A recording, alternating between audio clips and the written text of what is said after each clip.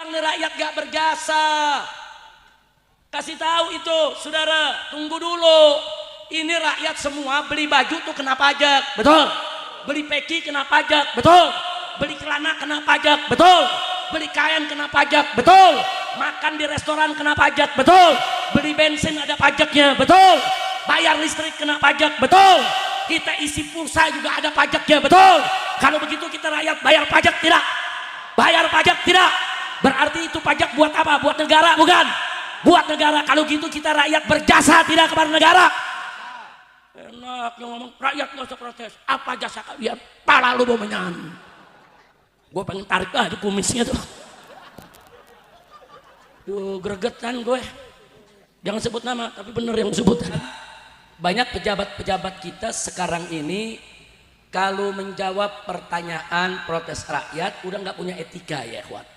Dulu zaman Pak Harto dengan segala kelebihan dan kekurangannya, itu orang kalau sudah jadi menteri bicaranya rapi. Tanya orang-orang tua kita. Yang namanya menteri bicaranya rapi, duduknya rapi, nggak ada angkat kaki, saudara. Semua etika dijaga. Kalau sekarang ini kacau. Rakyat protes ini, rakyat protes. Ibu-ibu teriak. Kata ibu-ibu listrik mahal, protes. Pejabat jawab apa? Ya jangan masang listrik. Ada gak yang begitu? Ada gak yang begitu? Bapak-bapak yang punya motor teriak, saudara, bensin mahal, saudara, bensin udah mahal ngantri. Kata pejabat yang berwenang apa? Ya jangan beli bensin. Enak kayak gitu jawab, jangan beli bensin. Kan mestinya dia mikir, saudara. Kita teriak lagi, ibu-ibu, cabai mahal. Kata pejabat apa? Nanam cabai sendiri. Ini negara macam apa, saudara? Ada lagi pejabat, saudara, jabatannya dulu zaman Jokowi sederet, sekarang dipakai lagi. Saudara, kalau ada protes, mahasiswa bilang Indonesia gelap. Apa dia bilang? Kau yang gelap. Apa saudara? Kalau mahasiswa mengatakan Indonesia gelap, panggil mahasiswanya. Adik-adik mahasiswa, apa sih maksudnya gelap? Nanti dijelaskan oleh mahasiswa. Oh iya, yang kami maksud gelap, penegakan hukum ini belum beres. Korupsi ini masih merajalela. Yang kami maksud dengan gelap, ini. Dengarkan, betul? Nanti pejabat udah dengar begitu, perbaiki, betul? Enggak, jawabnya enak. Udah gitu yang lebih kurang ajarnya lagi apa dia bilang? Begitu rakyat protes, mahasiswa protes, apa dia bilang? Udah nggak usah protes-protes. Yang protes, sono keluar dari Indonesia. Ini dia nih. Lu pakai sebut nama lagi lu. Polisi mana polisi? Pak, tuh dia tuh Pak. Ya bukan, yang nyebut gua ditangkap bentar. Masya Allah, udah tahu orangnya. Ngomong kayak negara punya bapak moyangnya, saudara. Semua orang diusir.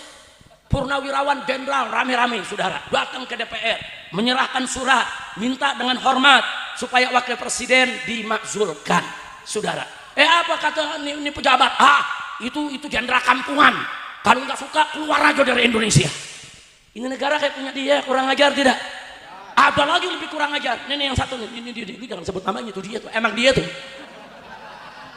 Gue nggak sebut nama, tapi yang disebut bener, emang tuh bener. Lu tahu aja. Gue pikir orang di sini nggak tahu. Udah tahu. Tahu gak yang paling kurang ajar? Ini dia. Apa dia bilang? Rakyat tidak usah protes-protes. Kalau protes kalian punya jasa apa kepada negara? Yang nggak punya jasa nggak usah bicara. Waduh. Kacau nih orang, saudara. Jawab jangan. Kapan? Lu maunya sekarang dulu.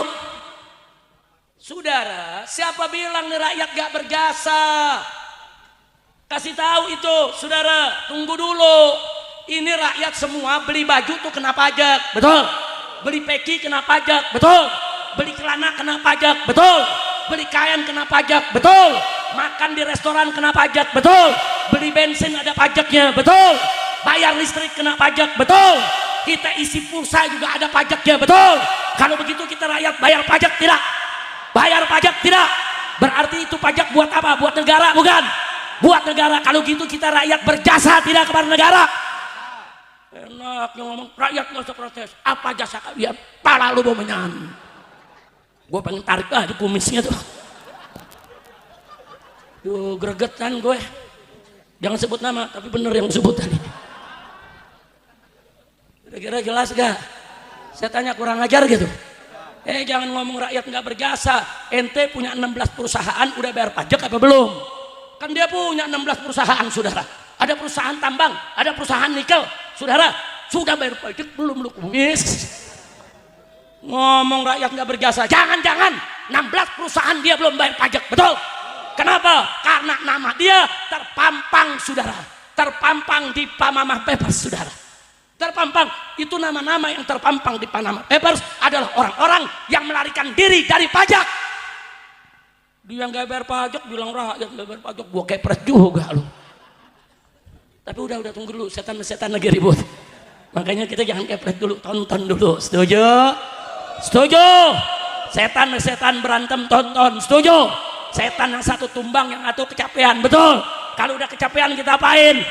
Jorokin. Setuju? Takbir. Ini dia tadi saya katakan, enak aja tuh pejabat ngomong tuh nggak pakai mikir lagi, saudara. Nggak boleh sama rakyat nggak boleh. Kalau kau nggak bisa bicara santun, jangan jadi pejabat. Jangan. Kalau bilang enggak, saya orang kasar, saya nggak bisa bicara santun, ini jangan jadi pejabat. Pejabat itu pakaiannya mesti rapi, bicaranya mesti rapi, duduk mesti rapi, mesti jujur, adil, tidak korupsi. Itu pejabat, saudara.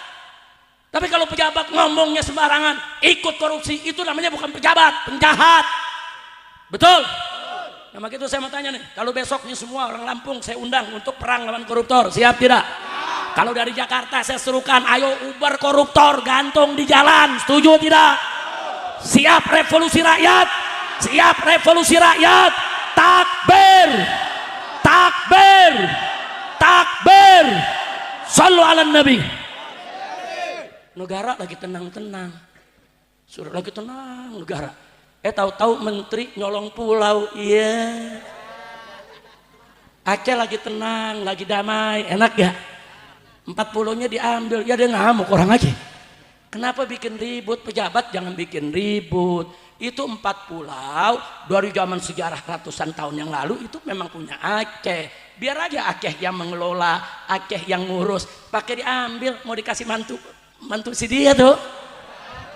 Lu tahu gak si dia? Lu tahu gak? Tahu? Jangan disebut. Ya lu pakai nyebut. Tapi benar sih yang disebut. Benar. Masya Allah. Kacau tidak? Nah insya Allah sepulang dari Lampung saya akan berangkat ke Aceh. Besok malam saya masih ada acara di Kota Bumi. Insya Allah Seninnya pulang saya akan langsung berangkat ke Aceh ya Van. Karena kondisi Aceh ini lagi panas. Nggak main-main saudara. Ini perdamaian yang sudah kita bangun bersama saudara, begitu rapi, begitu bagus. Besok bisa perang lagi di Aceh.